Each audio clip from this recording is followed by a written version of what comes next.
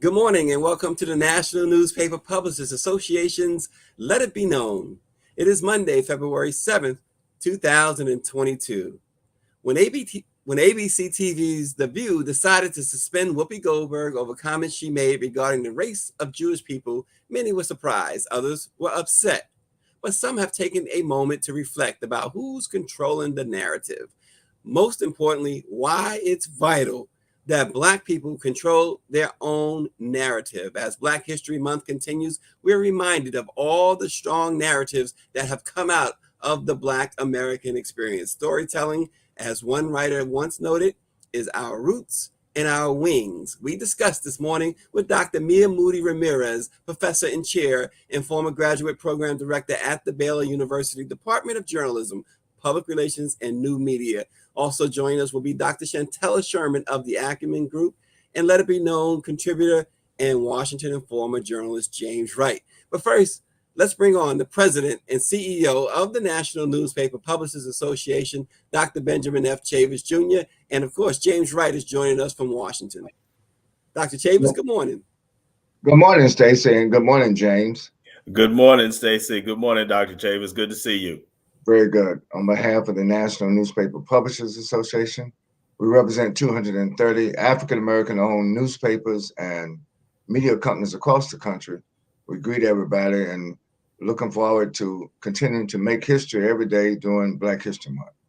Absolutely. Well, the headlines this morning: 2 men convicted in the killing of Ahmaud Arbery told a judge in Georgia on Friday that they'll go to trial on federal hate crime charges after a deal with prosecutors fell apart. Gregory McMichael and son Travis McMichael had reached a deal with federal prosecutors that their 2020 killing of Arbery, who is Black, was a racially motivated attack. The white defendants convicted in state court in November and sentenced to life behind bars were going to admit their guilt in U.S. District Court in exchange for spending the first 30 years of their sentence in a federal penitentiary. But Arbery's family objected to the plea deal, insisting the men shouldn't be allowed to pick the location of their confinement. U.S. District Court Judge Lisa Wood said she wouldn't abide by the terms of the agreed sentence and gave both men until this past Friday to decide whether they wanted to withdraw their admissions of guilt and go to trial. In court on Friday, Travis McMichael formally withdrew his guilty plea. Lawyers for his father and had filed papers on Thursday also saying he'd plead not guilty, opting for trial, which begins today. So again, it's something else, Dr. Chavis and James, we are watching carefully. One of the things that Esley Merritt, the attorney for the Arbery family, said was that this is a win-win because they will, no matter what the outcome of the federal trial, they're going to do their time in state prison. Very good. I mean, I think that the family was right. The judge was right. And of course, there should be no comfort to people who murder people brutally out of racial hatred, out of racial discrimination. And so, the people used to say, if you can't do the time, don't do the crime. They did the crime, now they're going to have to do the time. Yeah, absolutely. And state prison and not federal prison. Also in the news this morning, hundreds of protesters took to the streets of downtown Minneapolis over the weekend, demanding justice in the fatal police shooting of a young Black man, Amir Locke, during a no-knock raid on his apartment earlier in the week. The peaceful crowd chanted Locke's name and the slogan, "No justice, no peace," as they rallied at Government Plaza in Minnesota's largest city 3 days after Locke, just 22 years old, was shot on his couch by police. The day after the killing, police released a video footage from the raid which showed Locke was holding a gun as he twisted beneath a blanket on his sofa after being roused by the officers moments before he was killed. Police have said the officers were exercising a no-knock search warrant, which authorizes police to enter private property without first alerting occupants or announcing their presence. The warrant, though, was issued in relation to a homicide investigation led by the detectives from the neighboring St. Paul Police Department, and Locke was not named in the warrant. He had nothing to do with it. And Minnesota police have acknowledged it was unclear how or whether he may have been connected to that investigation. Activists at the protest and said Locke had a right to possess a weapon in his own home and was never given a chance to disarm himself in the chaotic moments as police stormed into his apartment without warning. So there's another one of these no-knock situations and killing of a young Black man. Stacey, this is just ridiculous. These no-knock warrants, which started out having a purposeful meaning in order to stop the so-called war on drugs and people who are committing crimes like that, have gotten completely out of hand. People are dying because of these no-knock warrants not being properly executed, and they need to be re-examined by every state and every jurisdiction that has them. Yeah, this is like Breonna Taylor's situation. It's pretty similar to what happened to Breonna Taylor, and in this case, Mr. Locke was not on the warrant. And of course, we know Breonna Taylor's case. They were looking for her ex-boyfriend, right. Allegedly looking for her ex-boyfriend, and she also was not on that warrant, and she lost her life. So you're right, James. I know Dr. Chavis agrees. These no-knock warrants are so deadly, particularly for African Americans. The no-knock warrant is just another name for systemic racism. And we need to get rid of no-knock warrants. We need to get rid of systemic racism. Let's go back to Minneapolis. These police officers need to be charged. They need to be prosecuted, and they should be in prison for taking another innocent Black life. Yeah, and whoever gave the order should face the same charges under that premise, Dr. Chavis, you would think. Also in the news this morning, Louisiana native Shalonda Young on Tuesday of last week moved a step closer to formally becoming the Biden administration's top budget official, though it wasn't immediately clear if she'd received broad Republican support. Young, who became the deputy director of the Office of Management and Budget in March, testified for hours before the Senate Homeland Security and Governmental Affairs panel last week, as well as the Budget Committee, in her bid for the director role. If confirmed, Young would become the first Black woman to lead the Office of Management and Budget.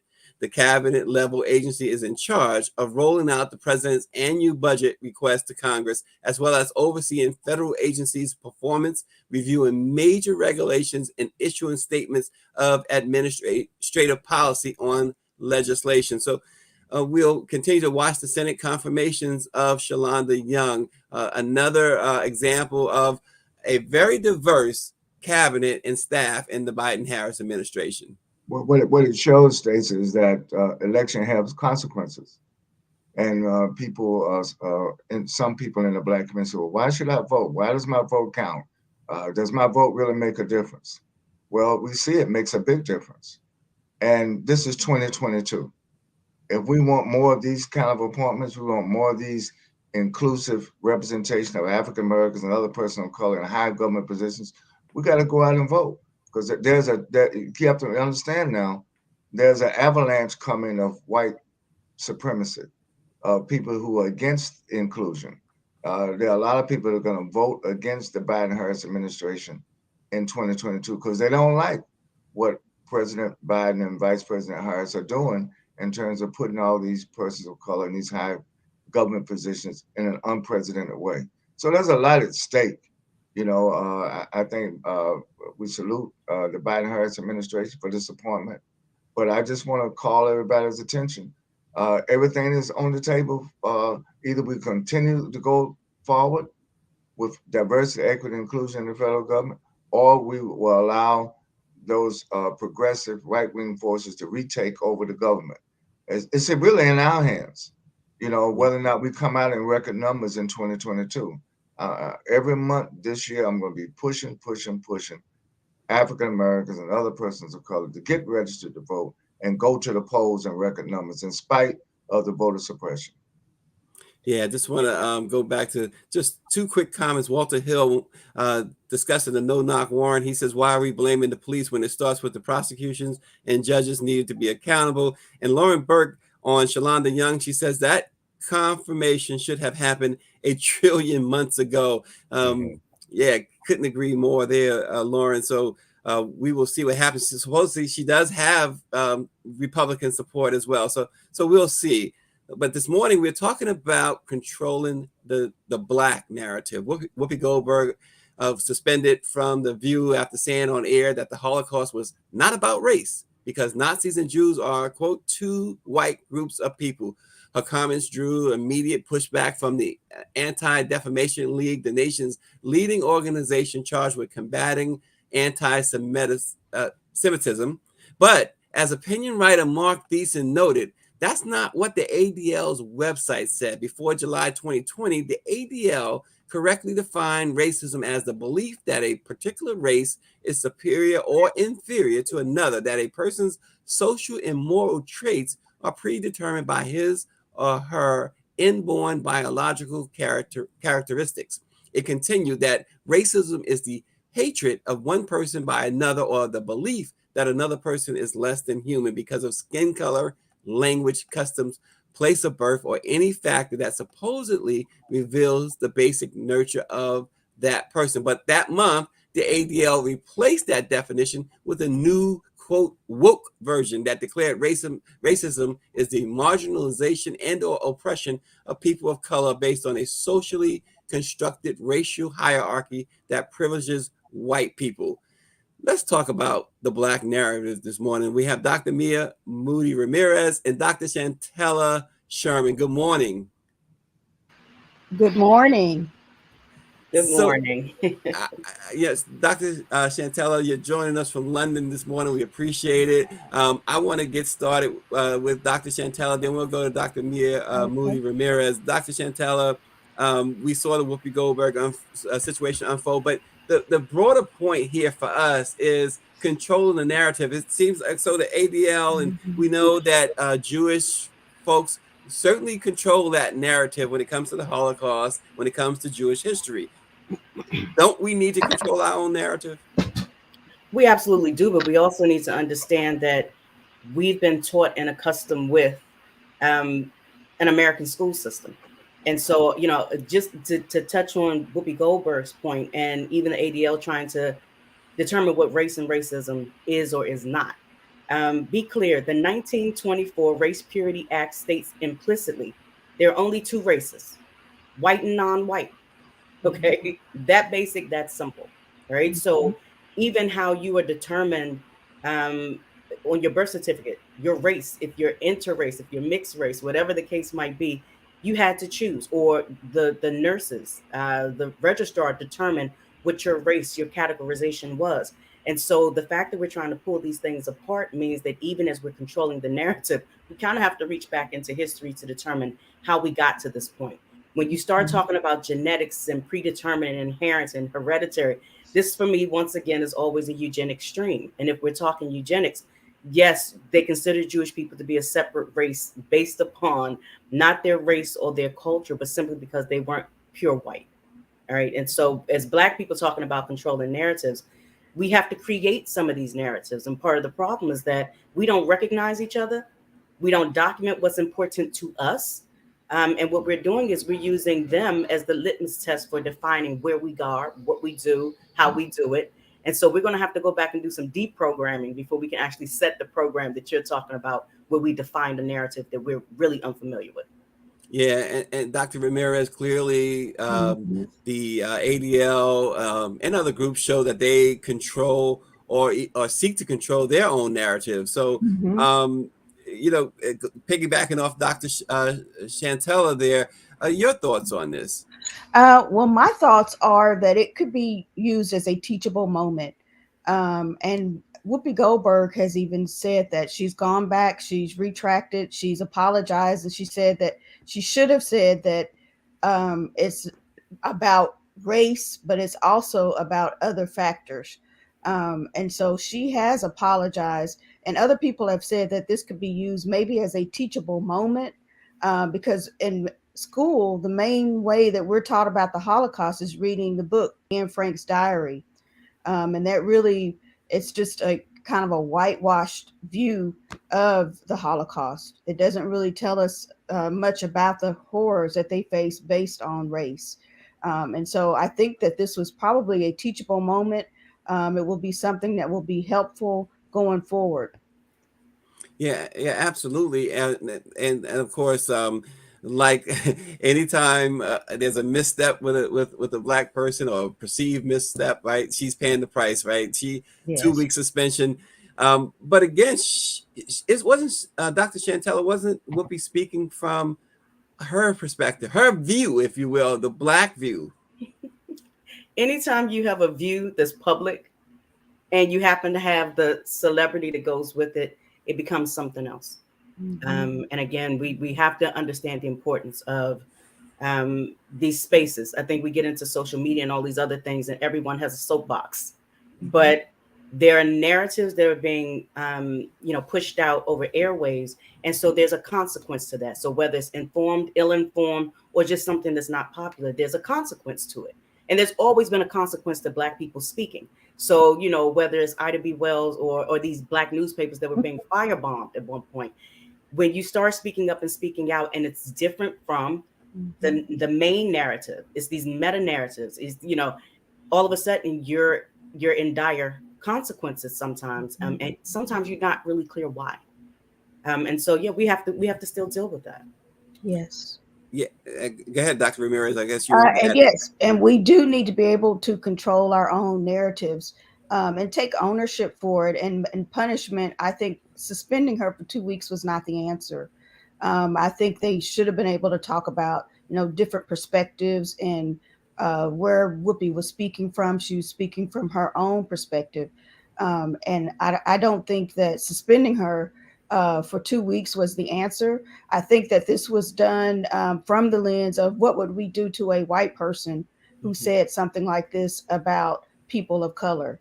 But I think when you're dealing with a person of color who's talking about another group that has been marginalized, it is not the same. I don't think that it is necessary to punish that person who is actually speaking from the perspective of a Black feminist.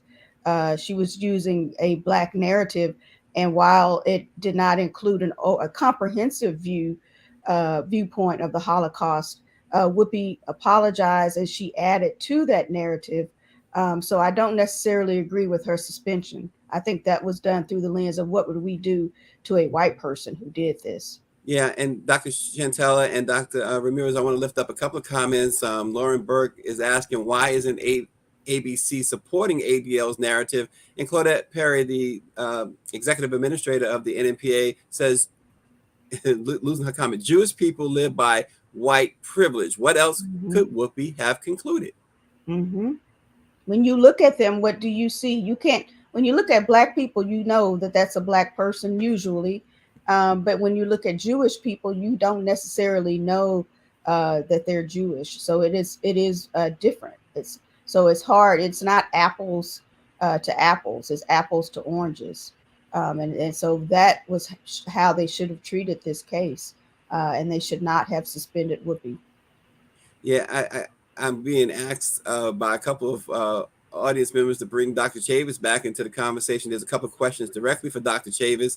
Dr. Chavis, David Youngblood is asking you specifically. He says, let me find this comment. Is Judaism a religion or a race of people? And then one other before you start, Dr. Chavis, Walter Hill says, Whoopi has every right to speak on the quote unquote real Jews. They were people of color. He says the entire narrative have biblical proof in any written documentation that the people of the Jews were brown and nothing European. So your comments are being sought on those, Dr. Chavis.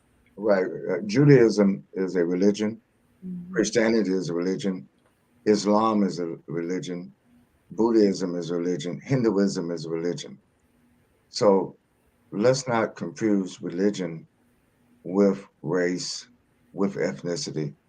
The truth of the matter is people of color and Jews should all be working together to make sure we understand this phenomenon called race, to make sure we understand this phenomenon called racism and this phenomenon called white supremacy. There's a rise in anti-Black people, people of color. There's a rise of anti-Semitism. So this is a case, I agree with something Dr. Ramirez said earlier, this is a teachable moment. But teaching is a two-way street. It's just not black people need to be taught or that white people need to be taught. All people need to be taught, but we need to be taught from the same page. You can't approach racism from different pages and think everybody's going to wind up agreeing. And I think that we in the African American press, we in the black press, represent the voice of Black America. We have a right to articulate. The most fundamental human right is the right to self-determination. And part of the right to self-determination is not only to define your own narrative, to control your own narrative, but to express your narrative, to articulate your narrative without fear of repercussion or misappropriation of what your motive may be. So I think that Whoopi Goldberg, she on her own decided to refine and rephrase what she was intended. Obviously, what she intended was misunderstood. So she rephrased it. And I think that we have to be careful how we wind up committing judgment on people and question their motives. I think that this is a teachable moment, but it's a teachable moment for all people of all colors, and not just a teachable moment for Black people. Well, Yes. Dr. Ramirez, again, I want to go back to another comment that Claudette Perry brings up. She says, after all, a light-skinned Black can't live by white privilege. That's true. And sometimes people think, with colorism, they think that white or light-skinned Black people have certain privileges, or that's the idea. Colorism is the idea of there's inner racism within Black people, and so frequently people will say, well, you're in this position because you're light-skinned, but they say that without looking at your credentials. They say that without looking at the path that you have taken, without knowing your struggles. I think as Black people, we all have struggles. If we identify as Black and live as a Black person, and people know that we are Black, we are going to have struggles. And that is one thing that many decades ago, some Black people decided to pass because they knew that they would have privilege if they passed as a white person. And so with having light skin did not necessarily mean that they would have the same privilege. And so, I think we need to, with colorism, we need to end a lot of that and realize that as Black people, we have the same struggles. Yeah, and Dr. Chantella, Bobby Henry of the West Side Gazette in Fort Lauderdale, Florida, he says the truth is not being taught, and now laws are being created again to stop teaching the truth. That has a lot to do with it as well, right? Oh, it always has. And so, again, the truth, folks don't want to talk about.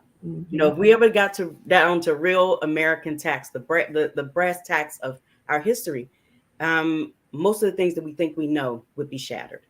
And so it's not a popularity contest. A lot of these things are painful. But even when you're talking about colorism, understand that, again, that race purity law, I challenge you. It's available. It's open. Google it. All right. Study it. Race Purity Act 1924 said that anyone who was not fully white, and then gave you descriptors of what that meant, you were considered not just not white, but also subhuman, not human. This goes to deplorable housing. This goes to inequitable education. This goes to your Jim Crow laws. This goes to your not being able to get housing loans and loans for things now. This goes to auto loans, where in 2021, you have reports saying that Black people are charged more. We're being charged a color tax. All right. All of these things go back to that 1924 law, or to 1896, and to, it's these Plessy versus Ferguson's, it's the Dred Scott case. Subhuman is all ingrained in this. And so with that one drop of white blood, you now not only have privilege and access and mobility, but you now have humanity all of a sudden is being placed on you. So there are other things in this argument that aren't just on the surface. These are deep, intrinsic racist issues that were laws. And so what we're trying to do is break these laws apart, while at the same time new laws are coming in to say, no, we need to stand firm on this.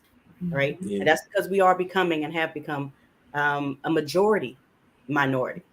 Right. Yeah. And so now, everybody wants control of the wheel, because you don't want the past coming out. Dr. Chantella. That's right. Listen, we got to get James's thoughts on this before we go around to everyone else's final thoughts. Unfortunately, we're running out of time that quick, but James, I want to get your thoughts on this situation as well. Sure, I'll be very quick. Let me just say, as someone who sympathizes with the history of the Jewish people, who strongly condemned the state-sanctioned extermination of Jews in Europe, at that time, let me just say that our Jewish friends have to understand that there must be an expansion of this dialogue. Black people and Jews in this country have a strong relationship pre-civil rights and during the civil rights movement. That must continue, but it must be an equal relationship, not a father-son, mother-daughter relationship. And I think that once we reach that point, Blacks and Jews can continue to work together to move forward. And let me just say, I think that Whoopi Goldberg's suspension has more to do with ABC's internal issues than it has to do with her. Yeah, we're getting several people saying we need an hour, we need more time. Unfortunately, we don't have an hour this morning, but let me go to Dr. Mia Moody-Ramirez and your closing thoughts on this topic, Dr. Ramirez. Well, just going back to the topic, controlling the narrative, we must be able to control the narrative. Had Whoopi been on a Black press type show like this, she would have been fine. She would have been able to continue talking about her topic, and other people would have helped her work through that topic from a Black perspective. However, she was on a mainstream show where we don't control the narratives. It's controlled by advertisers. And so if something is stated that's controversial, the best way to do that is by suspending the person so that you can please your advertisers. And if your advertisers are primarily from a predominant white background, then they will see that as a necessity. We have to do this because this is what we do to white people when they use hate speech. So again, we must be able to control our narratives. Thank you, Dr. Ramirez. Dr. Chantella, your final thoughts on this? We have our manumission papers, and with that comes the ability to say and do and bring our narrative to the forefront. But it means that we have to write it and we have to tell it. So spend this Black History Month reading Black authors and Black subjects from Black authors so that we get our perspectives and our presentations together. That's right. There you go. Dr. Chavis is on you. Yes. No one is born with colorism. No one is born a racist. No one is born an anti-Semite. All of these are the function of miseducation, of the false narrative of white supremacy, the pseudo justification of the oppression of some people by other people. And I think that we should use African American History, Black History Month to refute, re-educate. College Woodson said it best about the miseducation of not just Black people, but the miseducation of all people. And so it is a re-education, it is a teachable moment. And that's why we need the Black press. And, you know, I agree that we would love to have a long discussion about this. But one thing about truth, you don't need a second or a minute to speak the truth. The question is, how do we respond to that truth? And what do we bring in terms of our miseducation, our missocialization, our understanding, how we even refer to ourselves? There was a time you call somebody Black, you would have an argument because it was a negative connotation. Where did that come from? Because we were miseducated. We were taught to hate each other, to despise each other, and not to work with each other. Yes, we are overcoming it, but we have not completely overcome it. Same thing with our Jewish brothers and sisters. And they are our brothers and sisters. There's one humanity. And we get away from not seeing how we are connected anthropologically, how we're connected in terms of history, how we're connected in terms of the forces of oppression versus the forces of liberation. We will always be pointing fingers at one another and miss the opportunity to have true liberation for all of humanity. Well, just in closing, David Youngblood says that sometimes it's intentional education. He's not convinced that it's always miseducation, but sometimes it's intentional education. But again, Dr. Ramirez brought it up, the Black press. You remember the founders said we wish to plead our own cause for too long. Right. Others have spoken for us. So this is where you're going to get the unvarnished truth, the real deal here at the Black Press. Join us each morning, 7:30 a.m. Eastern on Let It Be Known. Thank you so much for joining us. Thank our distinguished panel. And thank you all for being loyal to the Black Press of America. We will see you tomorrow.